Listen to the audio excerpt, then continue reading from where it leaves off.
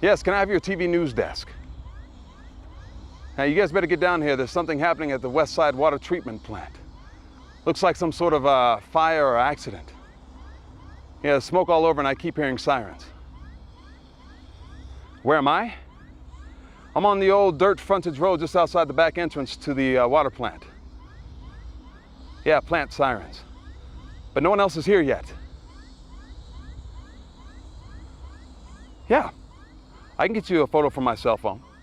Here.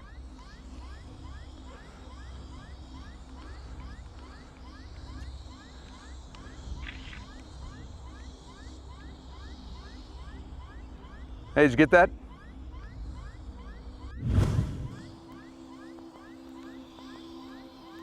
Yes. May I have Amy Sandler, please, in the ER? Thank you. Hey, babe. Yeah, I'm down at the West Side Water Treatment Plant. There's a big chemical tank with smoke coming out of it, and there's sirens all around. Yeah, it's creepy. There's no one out here. Have you heard anything about an accident down there? No. Yeah. Let me give them a call. I'm walking the dog right now, but let me give you a call back. I'll call them right now. Okay, bye-bye.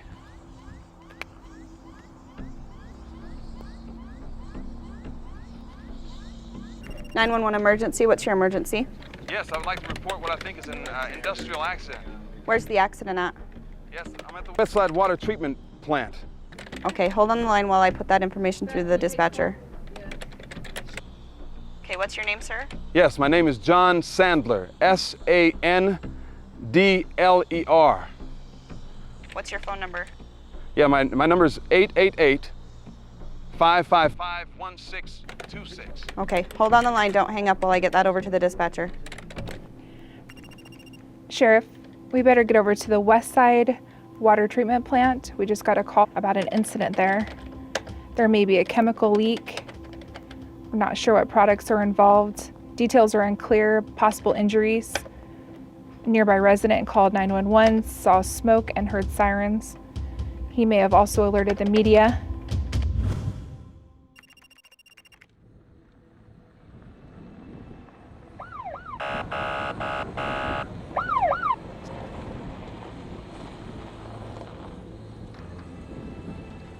How you doing? Hey, great.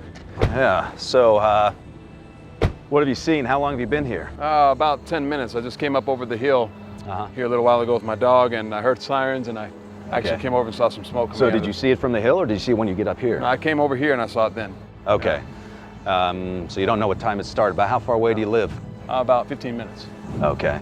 All right. Let me make a call in. I appreciate your calling us in. I'll get the units responding, and I'll let you know what to do in a minute. If you could just step aside here for a few minutes, I may have some more questions for you. We got the cone set. Charlie 25, Salt Lake. Charlie 25, go ahead. Yeah, we've got an unknown gas coming from a tank at the West Side Water Treatment Facility. What resources do you need? Yeah, we'll need full hazmat, first responders, everything. Will do. 10-4.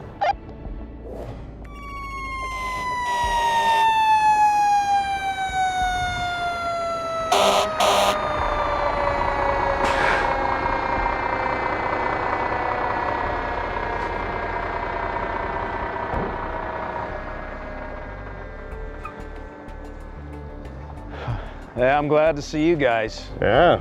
I don't know what's going on here between all this smoke and sirens and lack of activity. Yeah, it's pretty strange.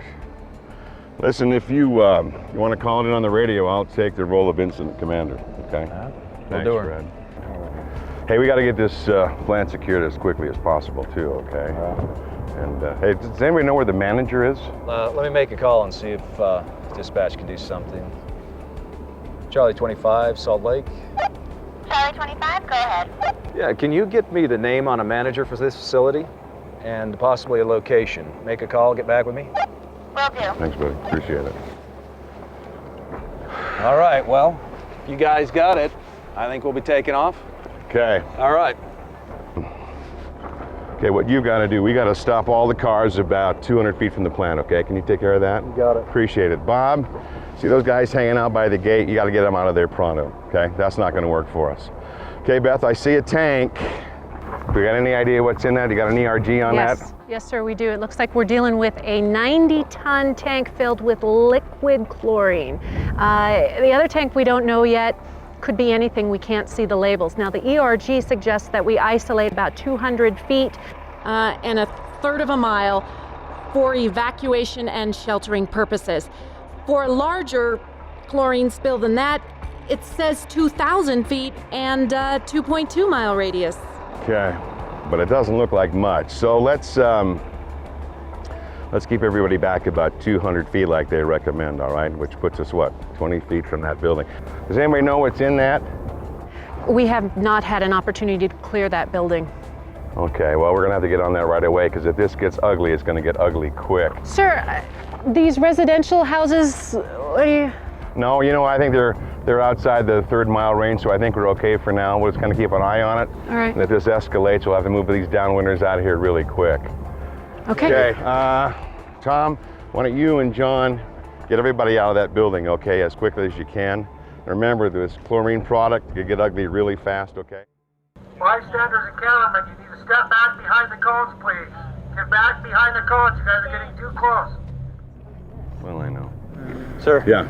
Appears that tank down there has got a broken valve, appears to be increasing. I think we should get everyone out of here that doesn't have on PPE. Wind's coming from the east. I think if we got everybody upwind, 200 feet, they should be safe. Hope that the wind doesn't change. We might want to prepare for an evac. All right, good, thank you.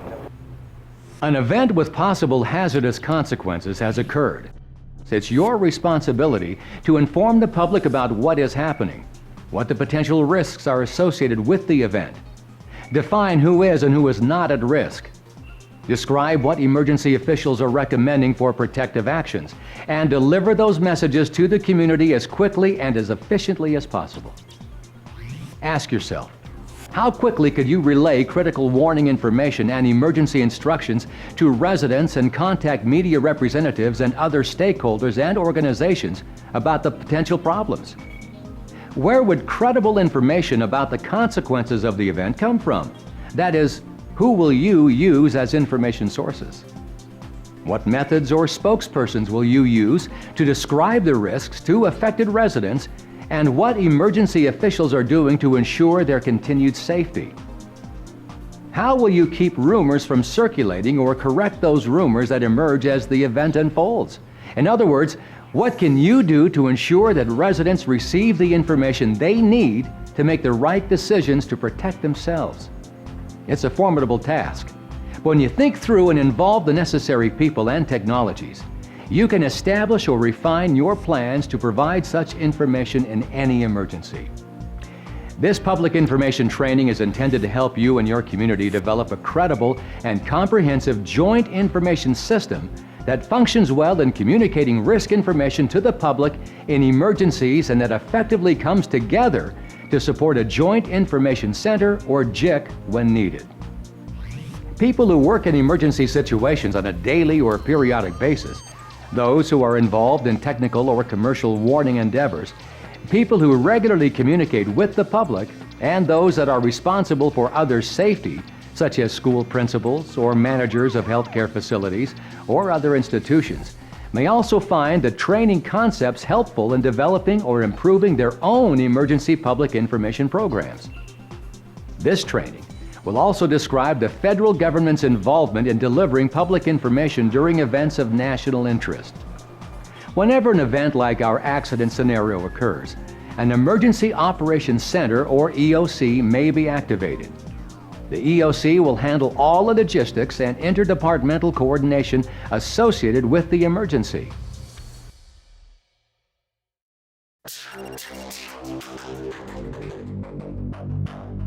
Okay, Carol, can you get the EM on the horn for me, will you? We need to set up the EOC because this is going to be more than we can handle here.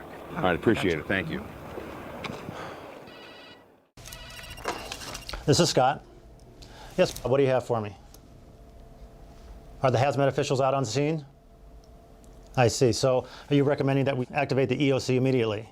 All right, I'm on it. Melanie, this is Scott. I just got a call from the deputy commander. We need to start activation on the EOC immediately. All right, thanks.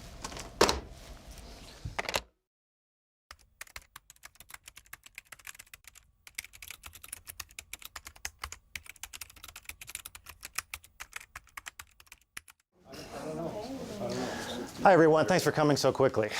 Judge, Commissioner, as you may have already heard, there's been an accident at the West Side Water Treatment Plant. Is that the one by the point of the mountain? Mm-hmm. That's where we got the new subdivision. Exactly, and there may have been a chlorine release. It's okay, we've already got it locked off. Okay. You got your crew on the way out there? Chief, we got a battalion out there too, and one more on the way. Excellent. Well, the IC thinks we may have a potential emergency situation on our hands because of the close proximity to all those subdivisions.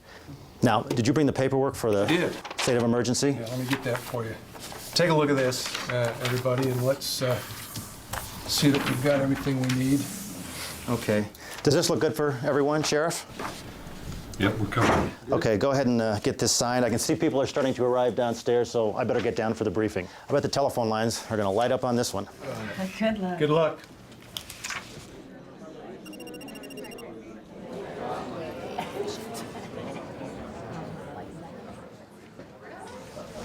Melanie, could you draft a notification message so we can get it out to the media reps ASAP? I've already finished one. You want to approve it? Let's take a look. Okay, this looks great. Send it out. Okay.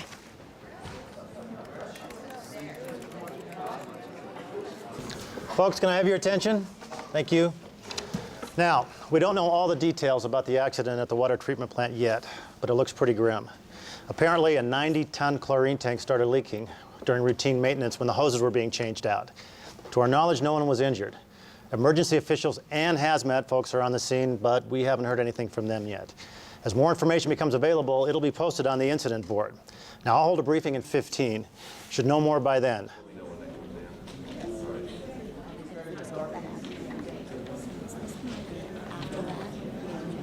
Excuse me, I'm sorry. Melanie, can you meet with me about getting a more detailed message about the accident out to the public? Sure. Oh, that'd be great. Oh, and make sure the notification list is activated so that everyone who needs to know is aware of the situation. Got it.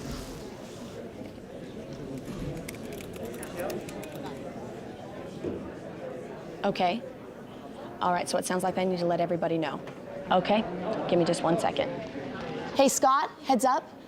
The IC thinks the situation is escalating and recommends the JIC be activated. Call you back. Okay, I let him know, and we'll get the ball rolling. Thanks.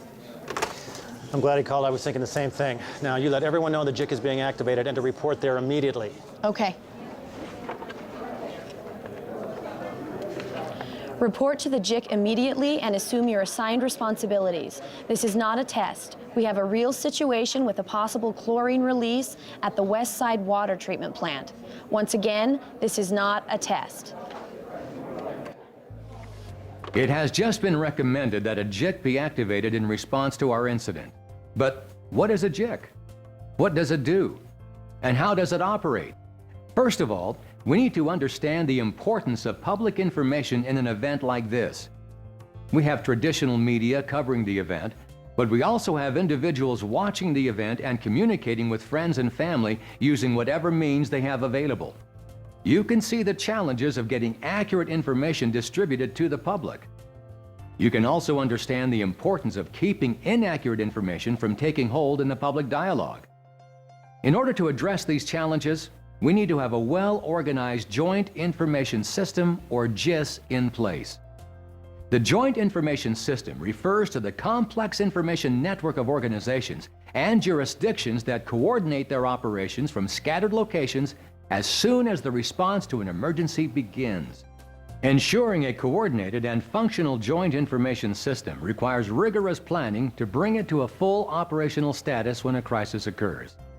It begins by identifying the JIS essential participants and bringing them together in an organized and systematic manner. The initial meeting of who you think are relevant people to an information system will likely consist of those who usually work together in emergencies.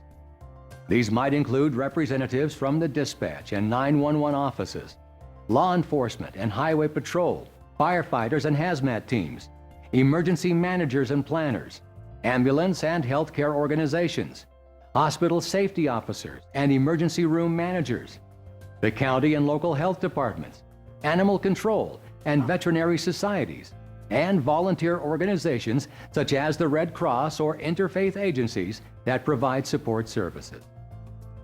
If your community is on the water, marine operators and Coast Guard officials may also be involved, especially if there are large seasonal tourist populations.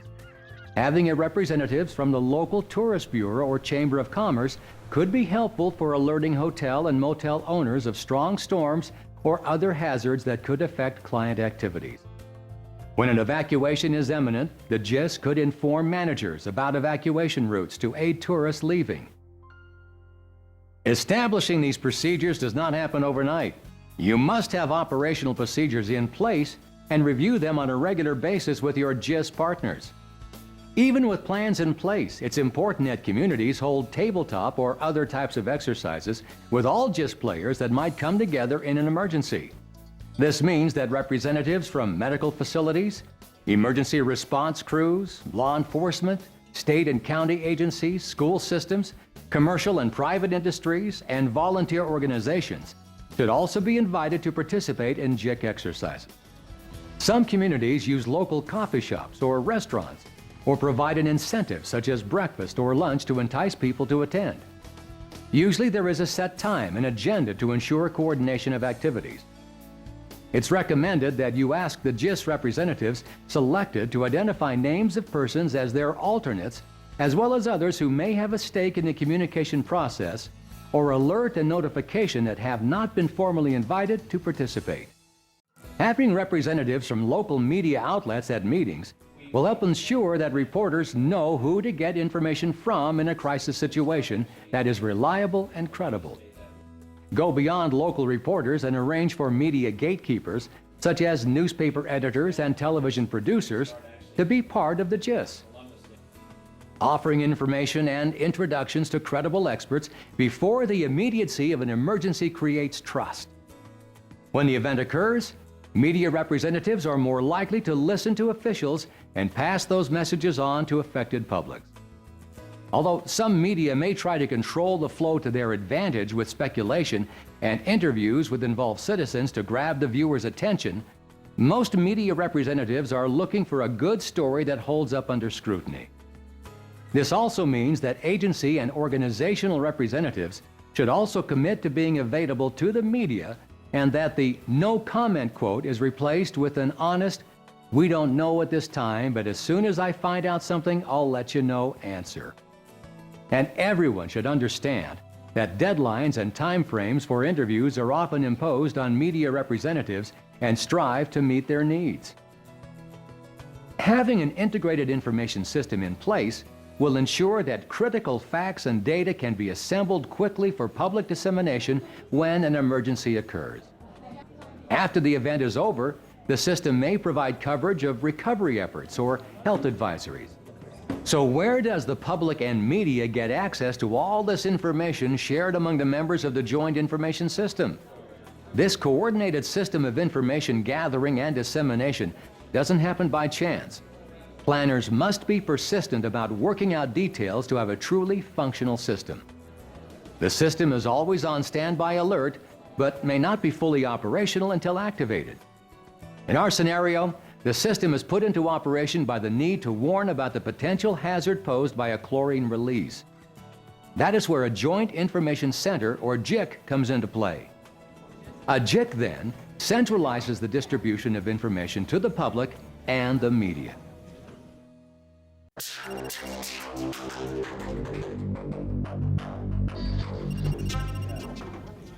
How do the JIC and GIS coordinate their activities in an emergency? In an emergency, initial alert and notification may come from a variety of sources, some official, others not, through various channels. The warning phase of the emergency usually comes before establishment of the JIC, but is the key component of the GIS and vital to EOC operations. In rural communities, warnings about weather emergencies may be received from weather stations and disseminated by local law enforcement such as the sheriff and deputies. Warning dissemination is location and hazard situational. For example, for an event of long duration such as a hurricane, news media play a major role in providing warning information. In fast-moving events such as a tornado, flash flood, or hazmat release, specialized warning technologies such as tone alert radios or sirens or route alert by police may be required to get the public to take immediate protective actions. In the Chemical Stockpile Emergency Preparedness Program, or CSEPP, residents around the military installations that are destroying the supplies of outdated chemical warfare agents have been issued tone alert radios to notify if a chemical release occurs because of the highly toxic nature of the chemicals. Community plans should address how to transition from the warning phase to the JIC phase of operations. The initial activation of a local alert and notification system is typically performed by the local warning point involving the dispatch staff in a communications center or a local emergency manager in the EOC, depending on the specific time and nature of the event. Initial warning messages are updated frequently as events evolve or recommended protective actions change. Warnings need to be repeated at least every 15 minutes as the emergency progresses, even if it means repeating a previous message. After the initial warning is made and the EOC is activated, the warning responsibilities shift from the local communications point to the person in charge at the EOC. And just remember that the Joint Information System is an ongoing flow of communications and technologies that involves multiple, sometimes designated, personnel who come together in an emergency to share and coordinate information and resources depending on the location and geographical scale of the event. To really understand public communication in a time of crisis, we need to understand something about how people communicate and what information they respond to. Planners and emergency officials used to think that when people were told to take protective actions, such as evacuating, that people would immediately do so because people would listen to and believe their chosen officials or spokesperson. Essentially, this was a one-way linear system where information came from the one or two official sources and people were considered passive receivers. While the media often report quickly to a disaster site, not everyone listens to television or radio when working or at night when sleeping. However, thanks to advancing technologies, people now receive information from multiple sources and for extended durations. The interactive public use of electronic or web-based technologies has even changed the way warnings about an emergency are received and acted upon. Among these technologies are web portals, blogs, photo sharing, wikis, wall posting, podcasts, emails, tweets, instant or text messaging, or voice over internet protocol or IP and other social media. But not all sources are legitimate or provide consistent or credible information. Research has shown that people are as likely to receive their first notification of an event from an unofficial source, such as friend or relative, as from an official warning source. People are also strongly influenced to seek what is going on by visual and audio cues, such as seeing an impending funnel cloud, hearing the roar of strong winds, or in our scenario, hearing sirens and seeing emergency responders. Social influences such as seeing neighbors evacuate also provide significant impact on taking protective action decisions. Thus, warnings do not have to come from emergency personnel such as fire or police dispatch units for people to take protective actions. Most communities have formal plans for issuing warnings to affected populations, but they may not occur in a comprehensive or timely manner. Having a coordinated joint information system with call-down lists for specific events using specialized alerting technologies for institutions such as medical or long-term healthcare facilities, and having formal inter-organizational communications will help solve the problem. If PIOs have access to public alert and notification systems, that can broadcast prescripted public information messages for various types of emergencies, warnings will be more quickly disseminated. To be effective, initial warnings may have to be broadcast through multiple channels, such as route alert, door-to-door notification, loudspeakers, automated telephone calling systems, traffic advisory message boards, or through other technologies such as pagers or text messaging, and most will not include public information specialists. Using such technologies allows you to disseminate the information how you want to as quickly as you want to. For example, the San Diego Union Tribune newspaper used a blog during the October 2007 wildfires to update residents about where and how the fires were spreading.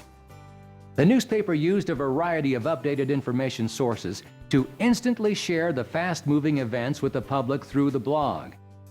Using such technologies can also provide an efficient way for crisis communicators and public relations specialists to defend an organization's brand and reputation. For example, after the unfavorable images from shelter operations during Hurricane Katrina, the Red Cross had to figure out how to better communicate with community leaders. The Red Cross created a disaster newsroom that currently operates one primary blog site called the Online Disaster News Portal. Because the 24-hour media cycle demands constant updating of information, especially in a disaster, these blogs compile information for media and allows the Red Cross public relations personnel to respond to media reports in a timely manner. How to monitor response will vary by event. The sources most useful include law enforcement reports, traffic personnel or reports, hotlines to 911 centers or dedicated call centers, webcams along interstate highways or critical road intersections, traffic counters, and media coverage and reports. Although all of these sources are helpful, individually they don't tell the whole picture. Information from law enforcement officials, for example, will generally be accurate but likely site or hazard specific. They can provide general information about traffic congestion, weather-related problems, routes to avoid because of obstructions, and where media personnel or onlookers are converging. Because such information is not generally collated in report form until after the event, assessing the information for monitoring purposes during the event will be left to the public information specialist. Personnel whose duties are to monitor traffic flows or provide security during emergencies can provide valuable information to emergency officials monitoring behavior after public warnings are issued. Problems are often identified at traffic control points that can be addressed in follow-up warning messages or through signage or TV broadcasts. Some larger communities use web cameras as devices to monitor traffic and to detect speeders or other driver misdemeanors. Monitoring those devices can aid in determining behavioral response after a public warning to evacuate is issued.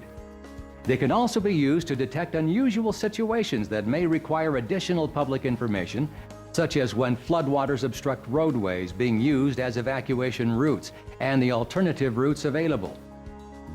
Traffic counters that record actual vehicle use are effective and accurate measurement devices that can provide real-time counts of vehicular traffic movement.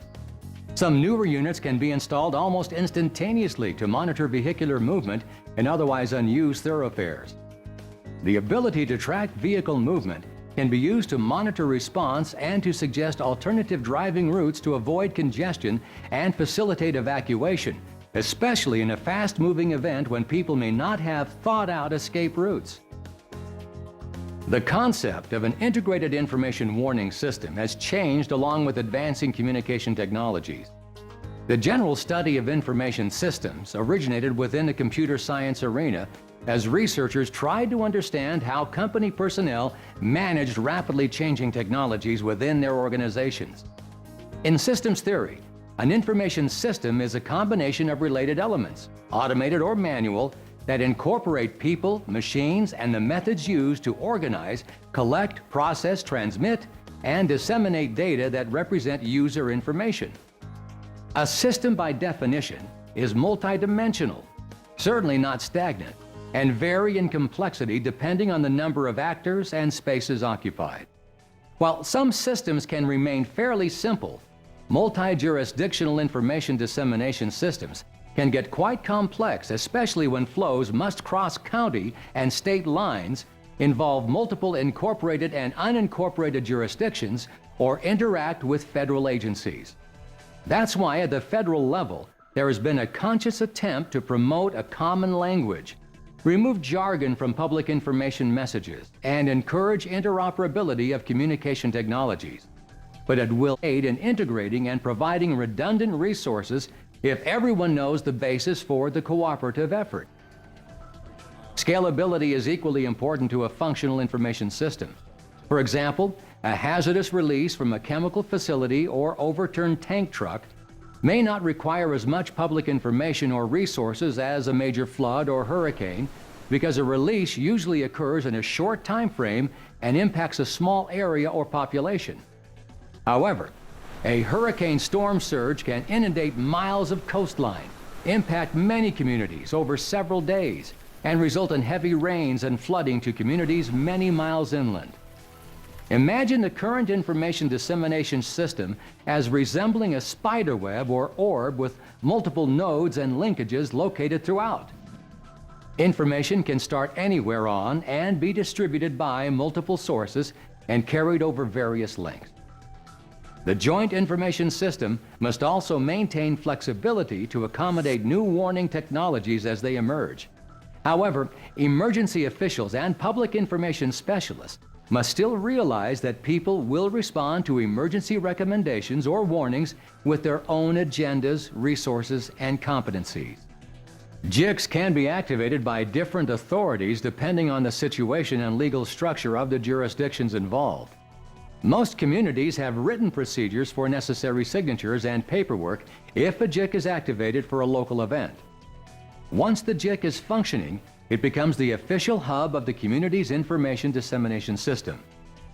It is expected that the JIC's public information staff will then be able to issue public information bulletins, answer questions from the public, conduct news briefings, escort visitors and media when necessary, and provide for other media-related activities. Hello, everyone. I apologize for it taking so long. We're just now getting our information. My name is James Jameson. I'm the Public Information Officer for this incident. We also have Sheriff Wilkinson here. He's going to update you on where the evacuation is now taking place. Here's what we know. At approximately 8:35 this morning, there was an accident at the West Side Water Treatment Plant when the workers were working on a 90-ton chlorine tank and a valve ruptured. We don't have any reports of any injuries at this time. A hazmat team has been called out to further assess the situation. Now, we do know that the tank has released a small amount of chlorine, and as a precaution, the emergency officials on scene are evacuating residents and facilities in a third of a mile radius downwind of the accident site. A shelter has been set up by the Red Cross at the First Street Church's auditorium where the evacuees can be evaluated for exposure and decontaminated if necessary. I'll hold another briefing in 30 minutes as I get more information. Sheriff Wilkinson, come on up. Thanks, Jim. Thank you. Thank you. Let me begin by describing the exact coordinates of the evacuation.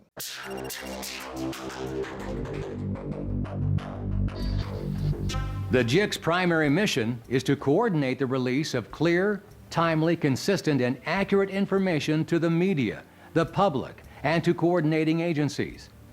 The information triangle tells people what is happening, what the possible impacts are, and what officials are doing about the situation still applies. But knowing how people are responding to recommended protective actions is equally important.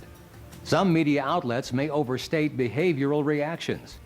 An example is the concept of panic. Untrained observers often describe normal flight behavior from a hazard, which is rational and fundamental to human behavior, as panic, which almost never occurs in disasters. The few real cases of panic have occurred when exit routes were rapidly shutting down, such as may occur during a fire in a confined environment like a theater or nightclub, or when limited exits prevent logical or systematic egress. Studies of evacuation behavior from the World Trade Center Tower 1 disaster found that 98.5% of the occupants below the impacted floors successfully evacuated in a manner described as orderly and logical. For Tower 2, they found that 99.9% below the impact area successfully evacuated. Panic never was observed. Okay, looks like we're gonna have a problem with this chlorine tank, okay? We're gonna have to expand the evacuation area. Hazmat folks, we need to take it out about a mile, which would take us to like 6th and Main and over to the canal, okay? So you need to get a message over to the JIC to tell them that we're gonna expand this evacuation area. And tell them in that message to include the names of the streets in that area so everybody knows what's going on, all right? Bystanders, news media, we need you to evacuate the area now. Please evacuate the area now. Hey, Sheriff? Yes? We got to get this subdivision evacuated immediately, all right? Can you guys handle that? Yeah, we can handle that. And then can you send somebody down to notify their prison as well? I sure can. All right, that'll be great. Thanks, sir. Wow, this new mapping program will make it so easy to update the evacuation warning message, even if the evacuation area gets extended. Yeah, and I think that we should use the same map that they're using here on the website to show the streets in the surrounding area. I mean, now people know if they need to leave or not. Cool. I just got word from the person monitoring the news coverage. Some of the reports are vastly inaccurate. They're saying that hundreds of people have gone to area hospitals because of exposure to a chlorine gas release. They're comparing it to the Tokyo sarin incident. We've got to correct this fast. Yeah. Tony? Yeah. Could you draft a press release that states the accident at the water treatment plant has not resulted in any person being injured or exposed to a hazardous chemical, and that emergency officials have ordered the area downwind of the plant evacuated as a precautionary measure only? Okay. And we need to schedule an immediate media briefing. Okay, I'll do it. Thanks. I'll tell Ian about this. Okay, thanks. You're welcome. It is the responsibility of the JIC to aggregate all this disparate information into a meaningful, coherent message. Officials often must respond to questions about ambiguous or highly scientific statements given by experts who assume most people understand the science of risk assessment and hazard analysis. It is a public information officer's duty to make sure people understand the elements of the public information message and to make corrections or additions in follow-up messages. It is also important that all corrections be made positively and delivered in a consistent manner. Okay, folks. I know you're trying to get information out as quickly as you possibly can, and we're getting it to you as quickly as we can. Now, I've been in touch with the public information officer at the scene trying to get the most up-to-date information about what and how this accident occurred. Here's what we have so far. During routine maintenance, there was a release of chlorine from a 90-ton tank at the West Side water treatment plant. Emergency officials at the scene have determined that chlorine vapor is leaking from a valve that is located on the tank. There's no risk of explosion, but chlorine vapor can be harmful, especially to people having existing breathing problems. There are buses available at the 7th and Center Street intersection, and they'll be there every 15 minutes. Residents should take their personal belongings to the Red Cross emergency shelter that's being set up at the First Street Church's auditorium. If people want to know which streets are involved in the evacuation, they just need to either turn on their TV or go to the emergency website. Now, the incident commander says that there is a possibility of expanding the evacuation area if the situation worsens, and he'll let me know about this as soon as possible, and I'll get you the information too. There is a public health officer on scene, as well as Hazmat is evaluating the air quality. I'll give you more information in 30 minutes as soon as I get it. Are there any questions? Are there any schools in the area? There is. I believe there is the Parkside High School is located in there. Yes. What kind of symptoms should we be looking for? I'm going to let Dr. LaRue answer that question for you. Dr. LaRue? Thanks, James. Thanks. Thank you. In general, exposure to chlorine affects the same organs in all people.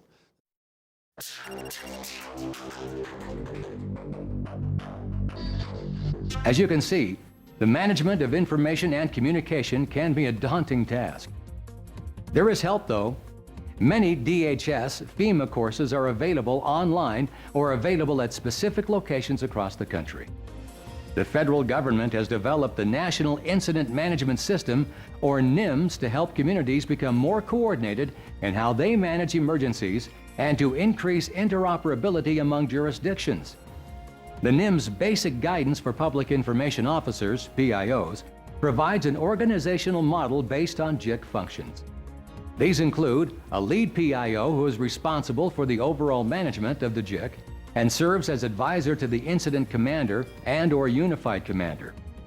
The lead PIO directs communications policy by developing strategies for delivering messages, briefings, and news releases, and is responsible for obtaining approval from those in authority before releases are made. The lead PIO also conducts JIC briefings, live or virtual, to update staff on incident command activities on a timely basis. The lead PIO is expected to gather, develop, coordinate, and disseminate accurate alerts and emergency information to the media and the public during an impending emergency, and activate warning systems to notify those most at risk in the event of an emergency.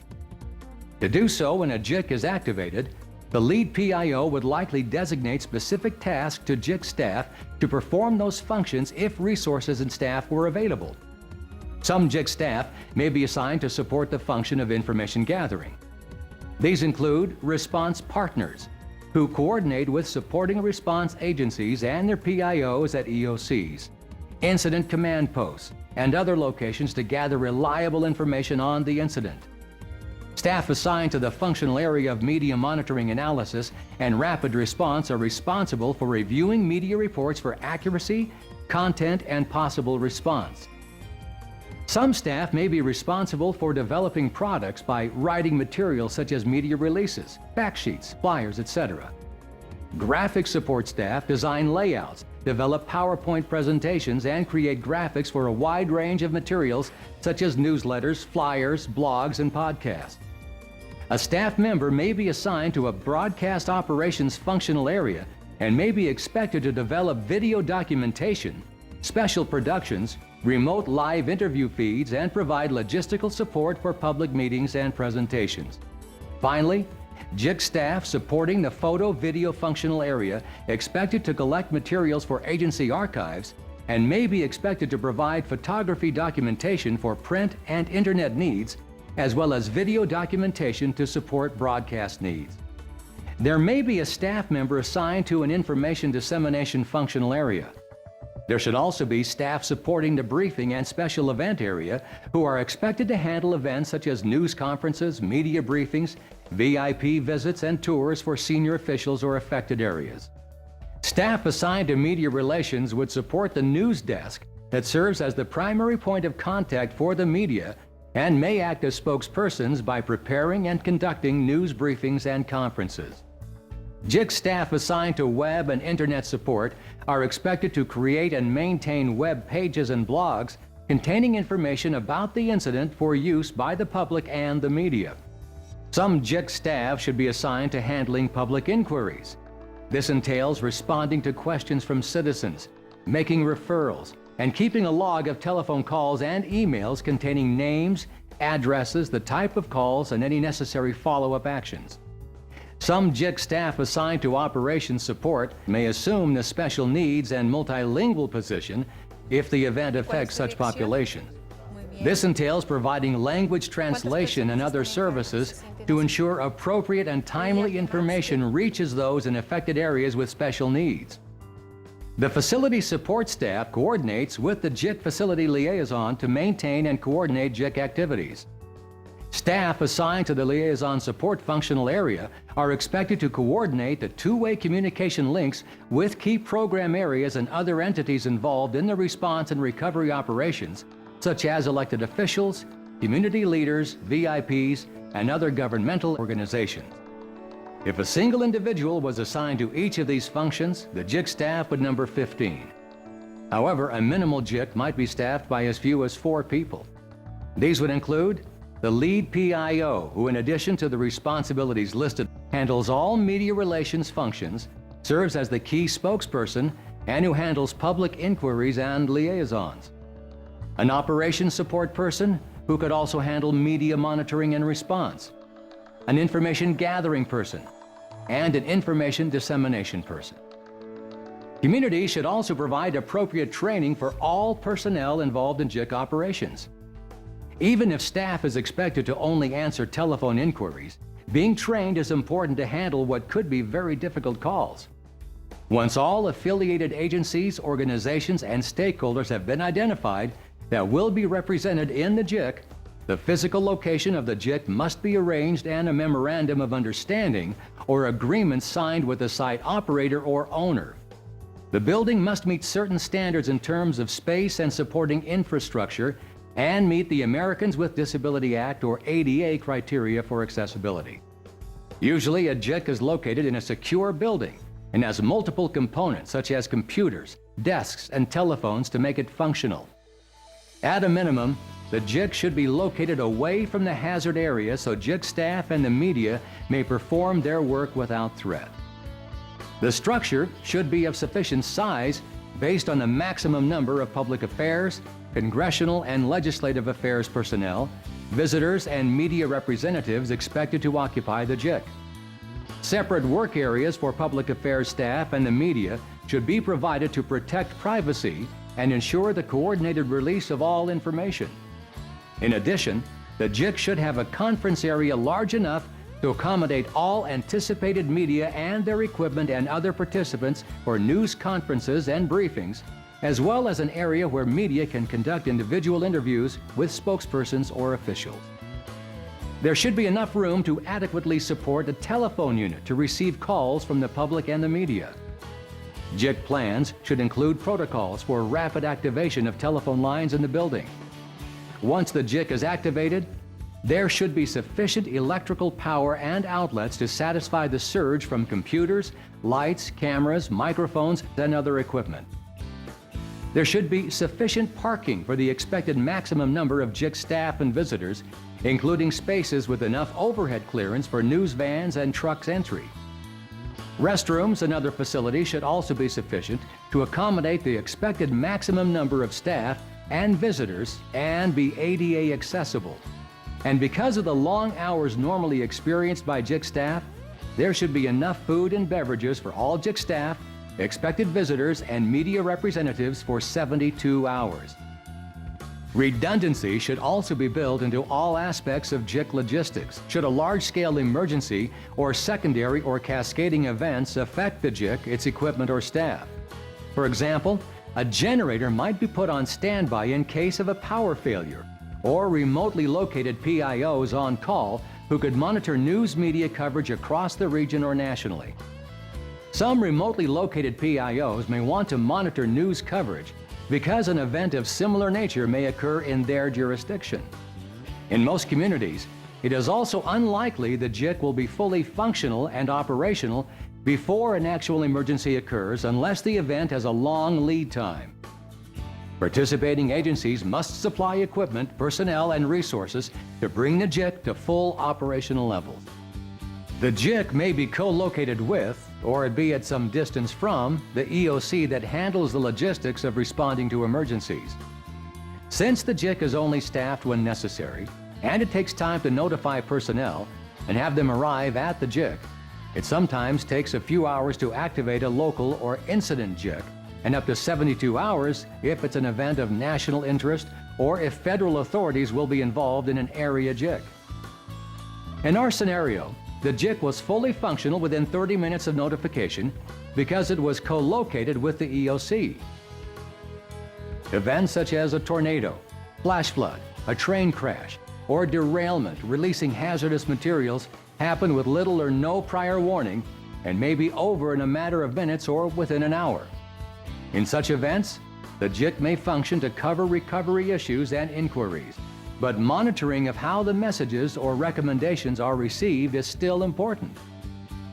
Example, counterproductive behavior that slows evacuation is the convergence to the disaster site. Convergence is a typical behavior as people rush to help victims or to see for themselves what is going on. Assessing the types of questions asked of hotline operators can be used as a monitoring device.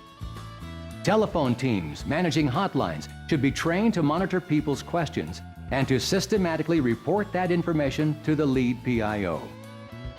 Listening to media call-in talk sessions can also be used to determine what types of information people are seeking. For example, in this scenario, people may call in to find out why chlorine is dangerous. Hi, can I help you? Yes, Right, you should seek immediate attention at Mercy Hospital at 5th and Vine. Yes, you can go right now. Just try to take steady and deep breaths. And if you feel you can't drive, just go get someone to help you or call 911 for an ambulance. Yes. Yes, the hospital will be expecting you. You're welcome. Some communities have expanded their 911 call centers to be used as a JIC when needed. While only a few operators usually handle 911 calls, an expansion of the telephone system during emergencies can be readily accomplished. It is important to plan for a scalable JIC with enough flexibility to increase in size incrementally when the need arises. This is particularly important for communities that have minimum staffing for JIC operations, but may have to beef up operations when an event such as a wildfire occurs or when federal or tribal jurisdictions become involved. MOUs with other jurisdictions help overcome the problem of scaling up operations by having outside resources and personnel readily available. In addition, the timing and location of the event will require flexibility in staffing.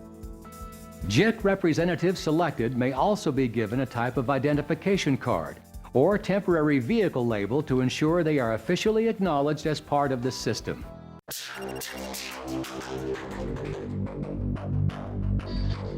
There are various types of JICs, not just the local ones, such as in our scenario. Local or regional incidents may involve different types of JIC operations. These may include the incident JIC, usually at a predetermined location, the virtual JIC, satellite JICs, an area JIC, a support JIC, and for events of national interest, national JIC. The incident JIC serves as the focal point for coordinating and disseminating information. If the structure where the JIC is usually located becomes unavailable, the incident JIC may be located where JIC resources can be deployed and enough parking and security is assured. Some communities use mobile, fully equipped and maintained trailers for JIC operations and notify JIC staff where the trailer will be located.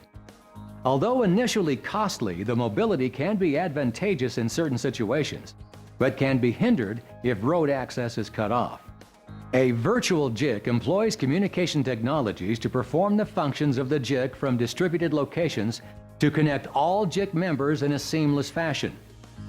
Satellite JICs are set up to disseminate information from external locations to the primary or incident JIC. The staging location may be outside a hospital, at a traffic control point, or at a public shelter or reception center. It is intended to relay information as it occurs or to monitor the situation when other resources are unavailable. For example, a hospital satellite JIC can use a patient tracking system to monitor patient incoming flow. An area JIC supports multiple incident ICS structures that are spread over a wide geographic area. It is typically located near the largest media market and can be established on a local, state, or multi-state basis. Multiple states experiencing storm damage may participate in an area JIC to coordinate the sharing and movement of resources, especially if interstate or multi-jurisdictional agreements are in place for directing media releases. Because of the need for multi-site coordination with an area JIC, interoperability of technology becomes very important. A support JIC may be established to supplement the efforts of several incident JICs in multiple states or jurisdictions. It offers additional staff and resources outside of the disaster area that do not have to be located nearby to transmit information. For example, a support JIC could be used to monitor regional coverage of an incident via chat rooms, blogs, or wikis. A national JIC is established when an incident requires federal coordination, and is expected to be of long duration, weeks or months, or when the incident impacts a large area of the country. A national JIC is staffed by numerous federal departments and agencies and may take several days to become fully operational.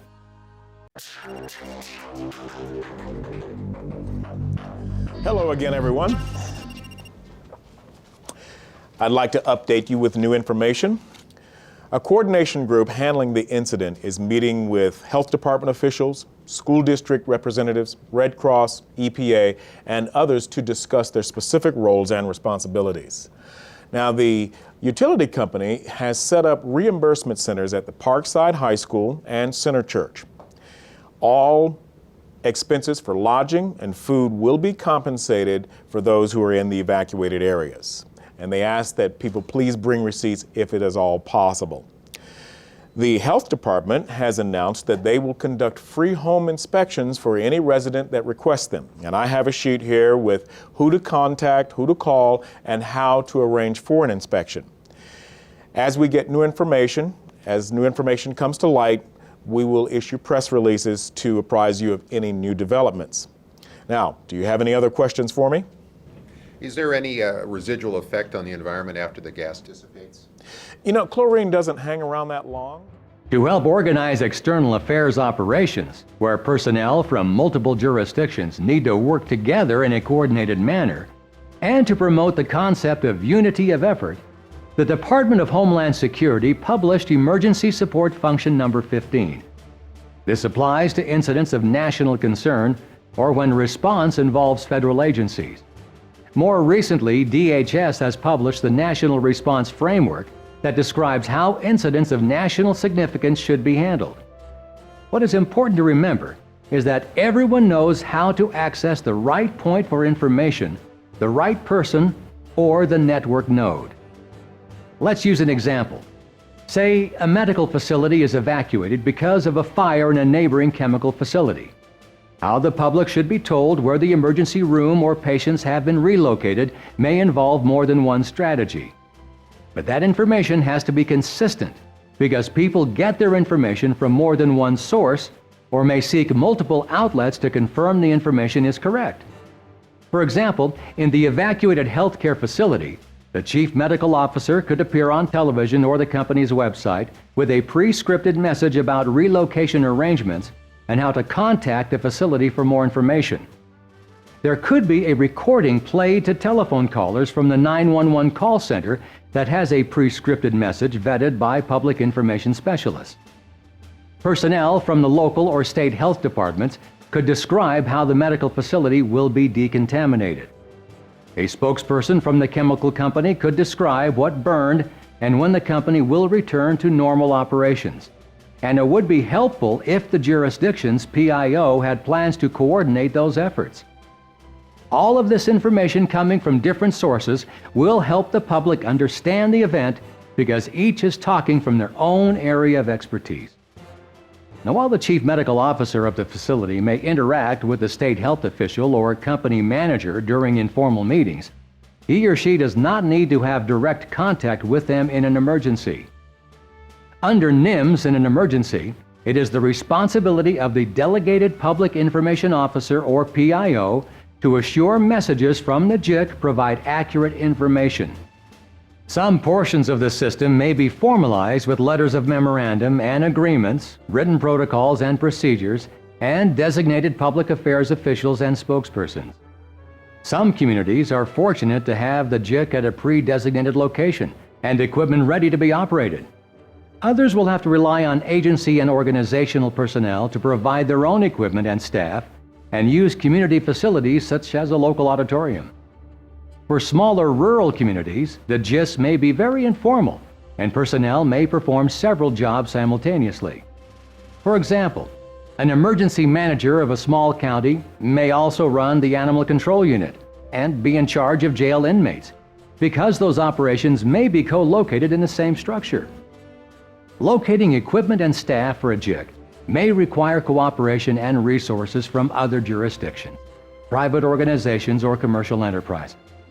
Whatever the size of the community, planners and officials should keep in mind that a functioning joint information system is possible if all stakeholders and participants remain dedicated to coordinating their efforts to provide the public with appropriate information in an emergency that will help protect themselves and their property in a timely manner. JIC operations are terminated when the event is over and people can be referred to a spokesperson or agency contact to have their questions answered. Sir, we were able to shut down the leak by securing the valve.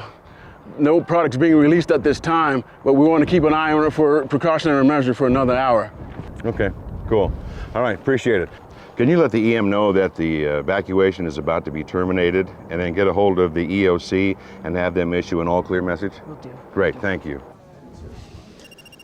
All right, folks. Great news. We've just received word that the chlorine release has been contained, and we'll start notifying the public that the evacuation order has been terminated.